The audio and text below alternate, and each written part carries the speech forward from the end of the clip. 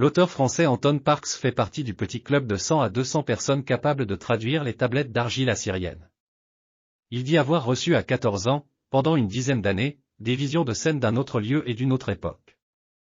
Ces visions, relatées dans les chroniques du Jirku, lui inspirèrent des pistes de recherche pour interpréter les tablettes mésopotamiennes. Parks découvrit d'importantes corrélations entre les mythes de Mésopotamie et ceux de l'ancienne Égypte. Par exemple, Enki Ea, maître des abysses, serait Osiris, dieu des enfers. Dans son essai Éden, il rectifie les interprétations de Sitchin.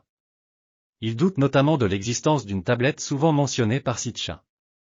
Certes, diverses tablettes d'argile astronomique mentionnent un astre Nibiru. Le mot akkadien signifie « traverser » ou « croiser ».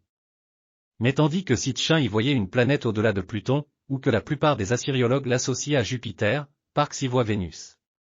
Car Vénus, l'étoile du berger, chez les anciens Égyptiens, est associée au dieu Horus, ce serait donc le Neberu, seigneur Horus, astre nomade responsable selon des textes égyptiens et assyriens de bouleversements importants au temps des premières civilisations, il y a 10 à 12 000 ans.